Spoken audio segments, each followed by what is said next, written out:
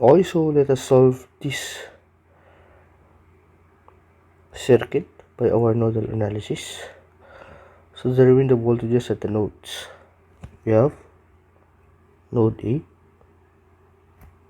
node 2, node 1, node 2, node 3, such as V1, V2, V3, and of course we will have our reference node 0. So from here, of course, we'll take our current direction, such as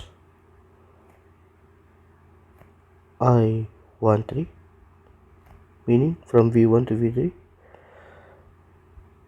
I12, meaning from V1 to V2, and I30, meaning from V3 to our ground or our reference node.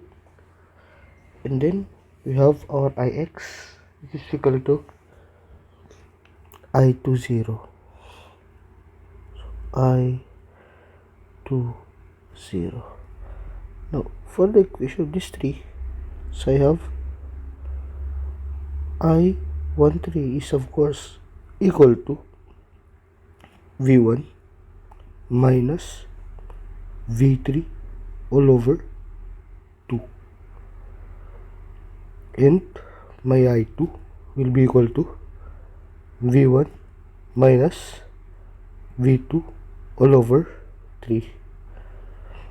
My I30 will be equal to V3 all over 6, because V3 minus 0, because of V3 minus 0. So by simplification, this is just equal to V3 over 6, and my I20, which is equal to V2 minus 0 all over 4, or this can be written as V2 all over 4. So for our first equation, let's have our KCL at node 1. So KCL at node 1. So if I would take my KCL at node 1, you can see that my 10 ampere is going into the node. My I13 is going out the node, and my I12 is going out the node. This is equal to 0. So therefore 10 is equal to I12 plus I13. But what is my I12? It was solved a while ago that my I12 is equal to V1 minus V2 all over 3, and my I13 is of course equal to V1 minus V3 all over 3. So these are equal to 10. Now let us combine like terms. So we have V1 all over 3 minus V2 all over 3 plus V1 all over 3 minus V3 all over 3. Now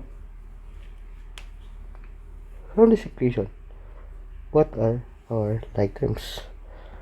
So probably we have V1 positive V1 over 3 plus my I13 is, of course, I12 we have over 3, I13 is over 2, so this must be over 2, so over 2.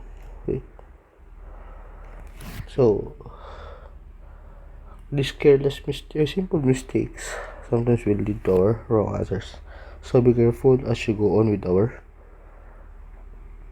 calculation. Okay, so V1 minus V3 over 2. Okay, so from here I have 10 is equal to 1/3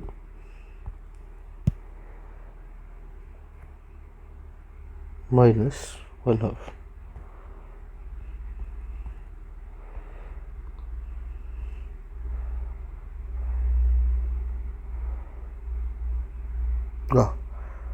V13, V12, so plus 1. You have 5 over 6 V1 minus v2 all over 3 minus v3 all over 2. This will be my first equation.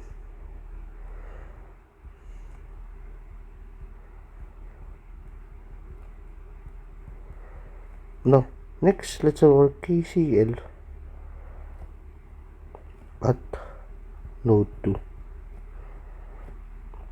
Okay, so currents entering our node 2 is of course our I12. Currents leaving our node 2, we have Ix, and positive for Ix as entering our node 2 equals 0. So from here, my I12 is V1 minus V2 all over 3 plus 3Ix equals 0.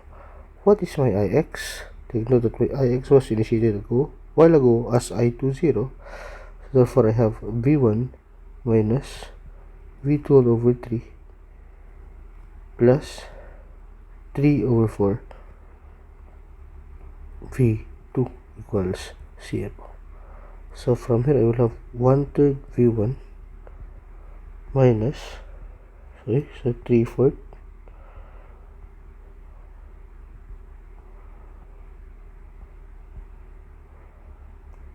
minus 1/3,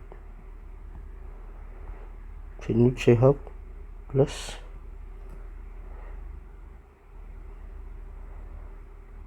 5 over 12 V2 equals 0. Okay, so V1 minus V2 all over 3, and then 3Ix is equal to 3/4 V2. Okay,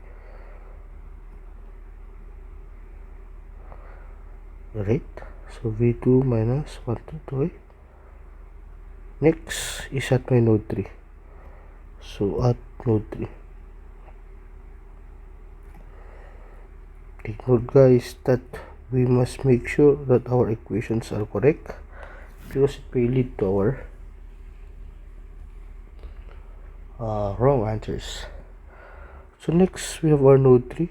The current entering our node 3 is, we have I13 less 4Ix less I30 equals 0. So my I13 will be equal to V1 minus V1 minus V3 all over 2 minus 4Ix is just equal to V2 all over 4, and my I30 is minus V3 all over 6. So from here, I will have V1 over 2 minus V3 all over 2 minus V2 minus V3 over 6 equals 0. So from here, I have V1 over 2 minus V2 and negative 1/2 minus 1 over 6. So I have negative 1/2 minus 1 over 6, which will deal to negative 2/3 V3 equals 0. So this will be my equation 3. This will be my equation 2, and this can be my equation 3. So upon establishing these two equations are unknown, so let us solve for the simultaneous equation. Okay, so we have 5 over 6, then we have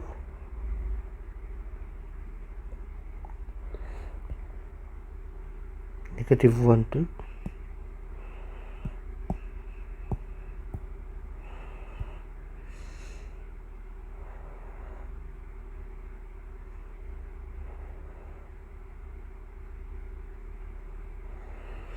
Then you have negative 1/2. This is equal to 10. Next, we have 1/3. Then 5/12.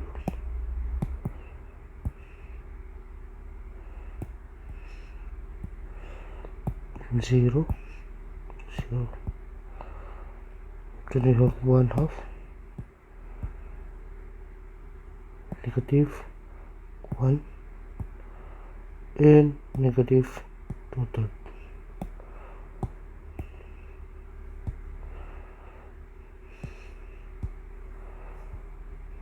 So we have our V1 will be equal to 80 volts,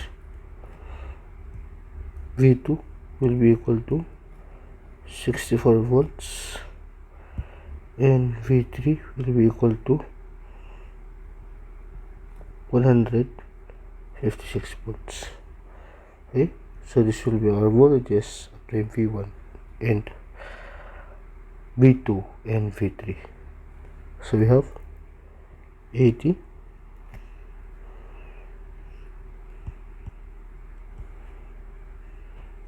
negative 64 and negative and positive 156. Now, if we would want to get the voltage of V12, first things the thing that you would do is, of course, to substitute V1 to V3, V1 to V2 to get for our voltage at 2 ohm, and for the voltage at 3 ohm, what we need to do is to substitute the voltages of V1 and V2, and or to solve for the for the current of I30 is to substitute V3 over 6, and to substitute for I20 just substitute the voltage of our V2 all over 4. Now, the voltages of 4 ohm and 3 ohm is already equal to the voltage of our V2 and V3. So note,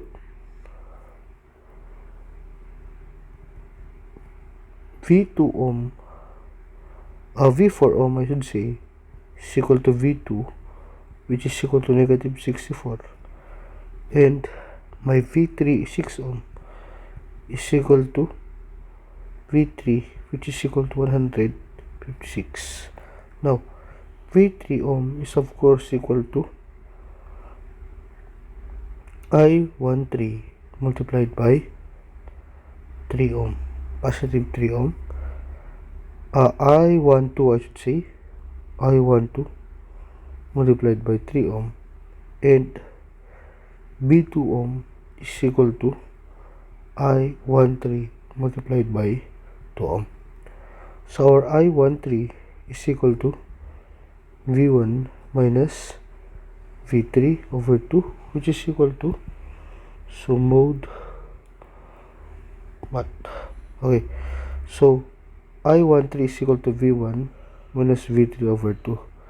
So our V1 is, we have 80 minus V3, which is equal to 156. Okay, so I13, right? 80 minus 156 over 2. So therefore we have negative 38.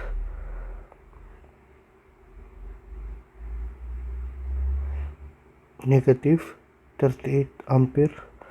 So therefore V2 ohm will be equal to negative 38 multiplied by 2, which is equal to negative 76 volts.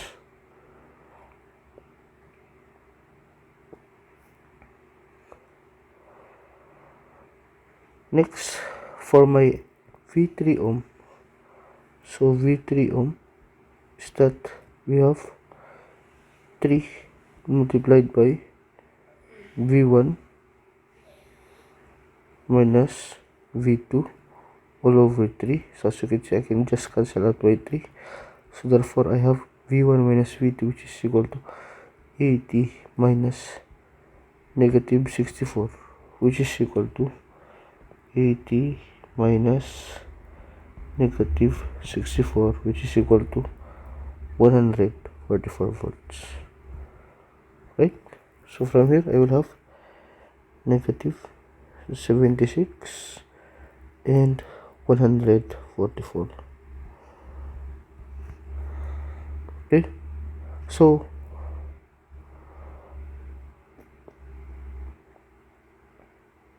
from here, or basically we can solve for this V3 ohm by just making KCL here. KVL I should say is that I have negative V1, which is, I will call it alpha X, plus V3 ohm, which will be later on will be transpose, plus V2 ohm, which is alpha Y. So if I would say that my X will be equal to V1, which is equal to 80 volts, and my Y will be equal to negative 64. So as you can see, I have negative 144, which will be transposed later on, it will become positive, because basically the KVL equation of this one will be equal to positive negative V1 positive negative V2. So you have negative V1 plus V3 ohm plus V2 equals 0. So V3 ohm will be equal to V1 minus V2, in which my V1 will be equal to 80 minus negative 64, which is equal to 80 plus 64, or 144 volts. So transposing our negative 144, we have positive 144 volts. Okay, so that would be our solution. Basically, you can get later on the voltage of V23, of course, by having a KCL in this mesh. Okay, and after that you can KVL I should say, or by yourself you can later analyze that the voltages in each mesh must drive without conservation of energy, wherein each KVL must be equal to 0, or each voltage loop in each meshes must be equal to 0.